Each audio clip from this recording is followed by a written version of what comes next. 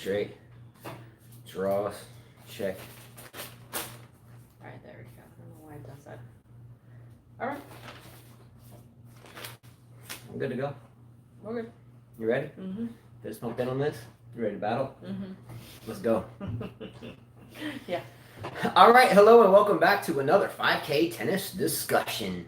Today is Friday, September the 4th, 2020, and we are here to talk about the U.S. Open, tennis news, and a bunch of other stuff that will come up, and hopefully a lot of your topics or questions as well. So make sure you put comments below and we will talk about them. By the way, I have to mention something, and I was totally clueless about this.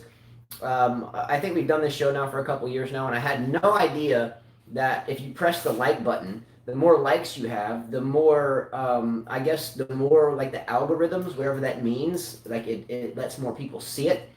So if you have a second, hit the like button, maybe subscribe, but whatever, it's all good either way. We're still getting down, no matter what.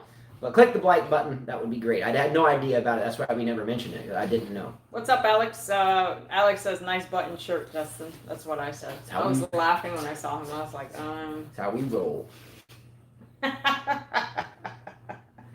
was laughing. I was like, geez, I would have put a different shirt on. I don't think I put a button-on shirt in like 4 years. Is that about right? No, he did one like for December. When we went to go watch the kids sing. Oh, yeah. Yeah, he put one. So that was the last time you remember this? Yeah, that's the last time. Was it the last time you put on a nice shirt? No, I put on some other stuff. Okay. When? Can you tell me when? Oh yeah. When Jonathan was leaving, I put on a nice shirt. When they did his Academy Awards, I put a dress. Yeah, I dress up more than you do. But if you don't go out on dates, then what's the point? We're on the tennis court. We're on the tennis court all the time. We're soaked in sweat. Like I'm like switching clothes 3 times a day. So yeah, it's like no. What's up, Matt Kane? What's up, Mosh? How are you guys? Matt Kane, you've had better luck on your fantasy teams, bro. Yes, you've had better luck. You've had better days. All right, speaking of fantasy teams, real quick, the fantasy league that we do and the tennis racket thing that we do, I will do a separate video. Carla has one lesson this afternoon with our youngest daughter of 2 and another young girl. So I'll do it then, so I don't have to be there for that one. I was gonna. Yeah, you didn't know you were out. You were out. I'm gonna talk about. I'll talk about it later. I'm not saying you're necessarily out, but when she goes to teach that lesson, I will do a recorded show and then I'll download it. I was gonna do it here, but Dan Evans is still in his match, and that Dan Evans match is a big to do for a lot of you on the fantasy teams, win or lose. So I'll wait until that's done, and I'll do a complete round 2 recap shortly after this video's done. Is that cool? Matt Kane says I have Dan Evans. Yeah, so it's important either way, but we'll get into that on the next video because a lot of people don't play that. Yeah, Naomi did pull out a tough 3-set match, but we'll talk about that later on. If we begin to lag, by the way, or the internet freezes, which is very typical when we do this, just hang tight. You may have to wait until we start a completely separate video. Also, all 4 of our children are here. The older 3 of the 4 are on their computers now still doing schoolwork at home, so that kind of takes down our internet speed. So if we freeze, then sorry in advance, all right? What's up, Gene? Gene Swart. Gene, you're like, do you ever get a break from tennis? Because he's always on. His fantasy team may need to do a little bit better for the French Open as well. Okay. All right, so real quickly, we always have liked to start the show with some type of new viewer comment or a viewer comment. So we have been talking for the past couple of days about the one-handed versus two-handed backhand. We're not going to beat a dead horse and spend too much time on this, but we read a comment yesterday from a really nice young girl or a nice young lady from South Florida and her take on the one-hander, and we had another take from another gentleman that Carla was, I guess, telling me about. So we're going to read that one, give the name, and then we'll discuss it briefly, and then move right on into Andy Murray and the topic of is it time for Andy Murray to retire? All right, Carla. So read the topic and read the comment and who wrote it. Name is Team Gross. He says, in terms of the backhand, not to sound sexist at all, but I think on the women's tour it will become a dinosaur. There's not one girl in the top 100 of the WTA who hits a single backhand.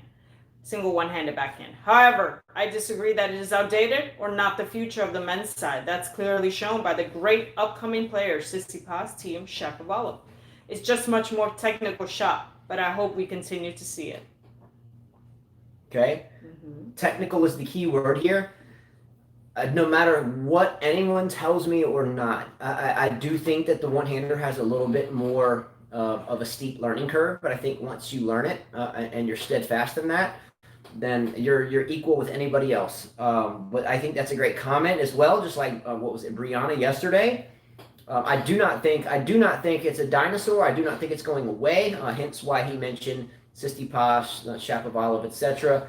And there will be another Justine Henin that pops up. There will be another female player that comes and lights people up with the one-hander. It's just a matter of time, and it's just a matter of the right coach to find the right student and the right fit and the right amount of work and dedication to put into it. And the rest is history. Maybe it's not as common as it used to be, but it's still very prevalent in the game, and that's my opinion, and I'll always have that opinion. All right. All right. Jean said, well, I haven't had much time to watch your videos. I've really been busy with schoolwork, and by the way, I'm allowed to practice on the tennis court from Monday onwards. Well, I think that's great that you're allowed to practice. Should. That's good, yeah. It's good for the mind. Fine young man. Yeah. Very knowledgeable about the game. Yeah. I would be highly upset if you weren't allowed to play. So, vamos, let's go. Alex says, is it harder for women to learn one-handed backhand than men? I don't think so. I don't know. I just think it's a matter of hard work and dedication and to cut out the damn pouting. Just stop pouting. And so why are there no women in the top 100 with the one-handed backhand? I don't have an answer for the question. Why was Carlos Suarez Navarro never successful with it? She was in the top 100. Why wasn't she successful with it? Shout out to her, by the way. She's battling, Hodgkin's lymphoma right now? Mm-hmm. A very serious issue. So shout out to Suarez Navarro. I don't have an answer for it. Do you think she was pouting? Do you think it has anything to do with coaches that want to take a little bit easier of a route? No, she has a one-hander. Why wasn't she successful? It was beautiful to watch. I'm just saying, why wasn't she successful? Maybe she wasn't the most genius tennis player ever. She battled hard for a long time, though, right? Yeah, you can't take that away from her. No, I'm not. She had a lot of opportunities, right? You said people pout, but I'm asking you, why wasn't she successful? The last person to be successful with a one-handed backhand retired a while ago. My pouting... Justine Henin, a while ago. We haven't seen one since. Is that true? We haven't seen one since. Okay. That's a long time. Anyway, you can fill up one hand and turn. No, I'm just saying he's right what he said. I haven't seen one. The last successful one-handed backhand woman was Justine Henin. There will be another. I hope so, but she was the last one. There will be another. It will come. And that was in the 90s, early 2000s, and we're here in 2020. Right? Not early 2000s. 2011. Because I watched Justine Henin win the U.S. Open in 2007. I was there on court. And then she retired abruptly. Like a year or two later. Yeah. And there's a lot of Gasprin, but she's not, She's not top 100, I don't think. Schiavone was good at it. Okay, thank you. There's one. She won the French Open. Her grunt was hideous. I don't think I could say Roberta Vinci was successful. She sliced most. She was a slicer. Yeah. No, she was a groffer. She was a Steffi Graf type slicer, but. Thank you for coming up with those names. Yeah, I didn't think of those guys. Yeah. Jean Suarez said he got an A+ for English speech. Good for you. Very good. Bravo. Keep it up. Let's go. All right. So we're going to the Andy Murray. All right. First topic that we're going to start on is this. I'm more into listening to this one. I know what my opinion is. I'm more into listening. But is it time for Andy Murray to retire? And if you say yes, I would like to know why, and if you say no, I would kind of like to know why. Okay, is it time to retire? We'll start with you until I guess comments start coming in. Well, we know Murray got smoked yesterday. Felix looked really good. Murray looked like he was tired, a step late, clueless, almost like he was just getting into the tour. I know it was a tough loss. Clueless? He looked clueless. To do with Felix? Felix looked like he had too much power for him. He was just, he was late reaching the ball. The ball was just passing him. Sort of like when we watch John McEnroe, Jimmy Connors at the end of their career, the ball passing them, You can tell like someone's almost at the end of their career. Same thing with Martina Navratilova. Like they're at the end of their career. You can just tell. You can sense it. You know what I mean? You can sense it. Like they were trying everything. His teams were trying to encourage him. And he tried his hardest, but it just wasn't there physically. You could tell he was having trouble with his movement. It was bothering him. He was limping. His serve, he felt like he had to serve harder, and he couldn't because they were being put away. They interviewed him after this, and he said it was hard enough when I had two normal hips to play. Can you imagine now? Well, now he has metal in his hip. I'm not sure of the exact material, but the surgery that he had, it involves some type of artificial material, whether it's titanium, basalt, metal, aluminum, whatever. It's in his body. So there is a mental aspect to that as well. Now let's just rewind for a minute. And he fought back from 2 sets down just the other day. Took it in 5, and he takes a 1-day break on a metal involved hip in some way, shape, or form, and he stressed it back to play very hot-handed, at least for right now. Felix Auger-Aliassime from Canada. Felix played last night electric. He was on the ball from start to finish. His court conduct was on point. His sportsmanship was there. He played a really tight match. Maybe one of the best matches I've ever seen Felix play. I've seen Felix play maybe 50 times now, maybe more, maybe a little bit less, give or take. But he played a match of epic proportions for his, I guess you could say, playability. The tools that Felix has, he made use of all those tools last night. He was taking the ball early. He didn't let it get behind him or beside him. He was striking the ball well. His serve was amazing. He was really coming up with, winners from all over the court. Now, I think at one point in the match, there was something like 24 winners to Murray's 3. I mean, it's really hard to dictate or to even get into a match when you're facing uneven statistics that way. Murray was kind of rolling the second serve in, per se, at least on the men's side. It's okay to do it on the women's side because you're playing off the ground more. But Felix would come in and just crank the ball up the line, especially if he was serving into the ad court. He would take the smoking forehand up the line, had time to step around it, and just dominate it. Now, with that said, I think the question is should Murray retire? Well, he said his thoughts is I might as well shoot for the stars. He feels like he has to get back in shape, his body physically strong, and he feels like he's starting from square one again when he started playing slams in the beginning. What is Murray's age now? 34, 35? I thought he was like 31. Is he 31? Do I have that way off? I thought he was only. I mean, like you don't have to search it. Someone will know. Someone will, but we'll get to these comments here. Matt Cain said, "I say no. I think he should give 2 more years and reassess." I like what he said about wanting to try. Yeah, and Matt Cain's in London too, so I'm sure Matt Cain has the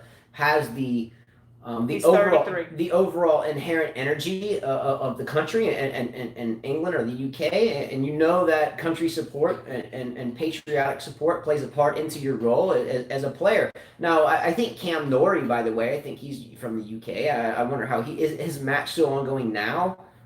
He was playing. I mean, he was down, I thought, to Djokovic. And maybe it ended. I'm not quite sure. Oh, he lost. Djokovic. So Norrie lost. So unfortunate, and hence why I didn't do the fantasy team update now, because a lot of these matches I haven't been able to key in Evans and Norrie. But Evans is another one, right? Yeah, he's in a 5th set battle. Alex says, I feel like if he plays challenges, it would help him give confidence and will help him physically. Well, challenge is a good option too, but at his age and with metal in his hip, is a challenger event exactly? Is the challenger event going to be just unnecessary wear and tear? Hence why like Djokovic. I know you like the limelight. I know Govovic is a GOAT. I know he's always making comments. That's I know you're Djokovic #1 fan. He beat Rahesh. and we're going to talk about that too. We're going to talk about that. We will get there. Let's look at Felix Auger-Aliassime for a minute. Can he play the way he did last night against the likes of Novak Djokovic? Can he play that way like he did last night against the likes of a healthy Nadal if he's at a tournament? I don't think so. Did Andy Murray give Felix the opportunity to play that way because he was late and hitting the ball late and not moving very well? Now, by the way, if you noticed in this match last night, the change of direction is really important to figure out whether or not a player is healthy or not. Meaning, if you're on the run right, hit a cross-court ball, the other player's going down the line, you have to stop, transition, change direction at once, and go the other way. Can he or she do that successfully? What would happen last night is Felix was hitting down the middle of the court, neutral ball winners. I'll explain. So Murray would be on the run in one direction, he would start to go back in the other direction, and Felix, instead of taking the open court, would just hit it right at Murray because he couldn't stop, turn around, and hit, because he would labor on the hip a little bit, right? So Felix was hitting what we call a down the middle of the court winner. it's it's a common shot in the game, but he used it time and time and time again, which tells me that the change of direction after 5 sets was inhibited by the metal in the hip. I don't know if that's true or not. Surely that won't go on the media, and he's not going to leak that to anybody. But it looked to me that his mental fortitude in changing direction rapidly and quickly was off last night, which tells me that I don't know if you think that Felix Auger-Aliassime is the best player in the world right now. I mean, he's what, 19, 20 in the world, something like that. I may have it off. But there's 17 or 18 players in front of him that are still better by the numbers, and they're going to do the same thing to you. So is it worth coming back? Felix is 15 in this tournament. Is it worth continuing to grind it out on a synthetically manipulated hip to try to compete with people that are even better than Felix? Maj says, no, it's his choice. It seems like he likes the journey of fighting and coming back and stuff. Some people see only the results. He loses to nobody here and there. He still loves the game, I guess. Jack Nolte says, I think Andy can decide it. I think what he said was true. I will find it hard to win a Grand Slam, but why won't I try? I think he says something like that. In my opinion, it's up to him. Carla, I think you and I know very well about, we're in our 40s. I hate to say it, but I have had a major knee blowout and a broken arm simply trying to continue to play at a very high level at 42. Things begin to occur, and even now with these injuries that I've had, am I still equally as much as hungry to play? Yeah, right? I am. So I get it, but will one be able to actually honestly go back and compete at that level with the desire to put 100% of gladiator into those matches without potentially succumbing to some type of injury? Yeah, I don't know. Do you see what I'm saying? Yeah. So I think Delpo, Alex says, poor Delpo, he can never stay healthy. There's another guy who's in his 30s, and same thing. Here is third surgery.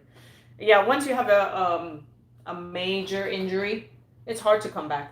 It really is. Let's take some comments on this. I've been reading comments so about we got it. I've been reading the comments. Andy would make a good coach for someone. Agreed. That's a question, Jack Nolte. What type of player would Andy Murray most fit as a coach? A defensive player, an offensive player, a crybaby player?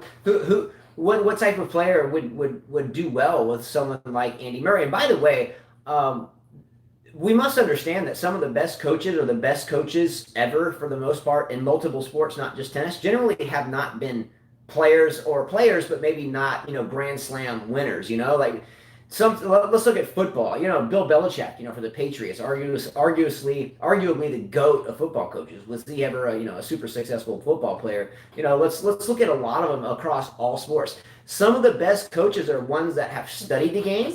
Andy Murray coaches Zverev. That's a good point, but I think it would but be. He's laughing. I think they would both wear pink panties to practice and not have puppies. So, oh man, here's a comment. Evans has a fun game, Federer style. He does. I agree. He's a fighter. He's someone that. Who said that? Maj. Okay. It's someone too that if you mess with him, he looks like he'll go and kick your ass at a bar. I like Dan Evans. Dan Evans went through some things as I went through, so I empathize and can sympathize with Dan Evans on almost the same exact thing. And Dan Evans' resiliency to falling victim of his own issue and to come back and to create what he's creating is absolutely just a valiant effort. I applaud Dan Evans, and I know the feeling, and I wish Dan Evans the best. I like Dan Evans a lot. Gene said, by the way, why are you guys dressed up so nicely? First of all, I had a 5K tennis shirt, my hair up, and this bozo comes down with the shirt like this, and I'm like, okay, well, your hair. And then my son says, oh, your hair is all fixed up. So I'm like, wait a minute. I'm like, I don't ever comb it. I'm going to do this show in my t-shirt with my hair up. I'm going to look like an idiot. So Muy bonita, mamacita. So anyways, that's why. Alex says, you guys are looking good for being in your 40s. Thank you. Let's go. Okay, let me ask you everybody a question. If you are following Canadian tennis. What's up, Wenham Chia? I haven't seen him. He must be late there. He's in Singapore. He's late. If you're watching Canadian tennis right now, who has the most promise moving forward, let's say in the next couple of years? Felix Auger-Aliassime, Denis Shapovalov, Milos Raonic, who's been around, as we know, for a while and has gone through multiple identity changes. And let's go with Pospisil. Out of those four players, who do you choose in the next 2 years to do the best? Who do you choose? Do you choose Felix? Do you choose Shapovalov? Do you choose Raonic? Do you choose Pospisil? Well, Raonic is what? Isn't he like in his late 20s? He's probably 28, 27, 28. I would have to say the two young guys, Shapovalov and Felix, but they both have different games. I'm just saying in the next 2 years. So that gives everyone a time to be rated within the next 2 years. I think Pospisil would be last. No, Pospisil definitely not. I think I would have to go with. That's tough. I'm gonna say I like Felix's game better than Shapovalov. I do too. So based upon what I saw last night, I would say I don't know. I would say Felix. I think of Shapovalov more as an accuracy that he'll be successful much later in his career. I don't think that Shapovalov will ever be incredibly successful if he does not quit leaping up in the air and hit his one-handed backhand. Felix abs. They both have abs. I was watching Shapovalov without the shirt. I don't know why they do that. I mean, I think it's stupid, but and then you know that Felix is a slim guy, so yeah, they're both in shape, but they're both very young. Could they be my kids? Kind of, because Jonathan's 18, so yeah, could be, yeah. B-Dog said, loving Justin's swag, shades on the head. Let's go. That's funny. Yeah. Maj says Shapo has all or nothing game. Yeah, very much like Sabalenka, but Shapovalov is better in terms of his overall game. It's all or nothing. I get that. That's a great comment. Wait, you watched Mulan? How was it, Wayne Chia? He said, I'm late because I'm back from watching Mulan. At a theater? Yeah. That's cool. At a theater? I don't know. Yeah, we can't do that here yet. In the U.S., theaters aren't open. Which is, you can go to the football stadium and watch a football game but you can't go to school. We're crowded with people. That's the thing. So here in high schools on Friday nights, you can go to the stadium and the stadiums are full of people. Full. Well, not as much as used to, but they're full. But you can't go to a theater. You have to walk down separate aisles at the grocery store. And what was the thing? Oh, and the kids don't go to school. We can go to a football game and people can be piled on top of each other in the end zone. Wait a minute. All right. We can't go to school. Novak Djokovic. Why do you keep saying I dislike Novak Djokovic? I don't dislike him. You're like, maybe watch the first videos. I actually like him. Yeah, we're going to be talking He's not my favorite player, but I like him and I respect him and I admire for a lot of the stuff he does because I think he's pretty normal, Okay, so out of all the guys, if you ask me, go talk to Federer, Nadal, or Djokovic, I think I would have an easier conversation with Djokovic just because he knows the struggles, and he can come down to your level and understand, he can put himself in your shoes. He's a patriot. Exactly. He's a fighter. Some of his practice days were in bombed out swimming pools.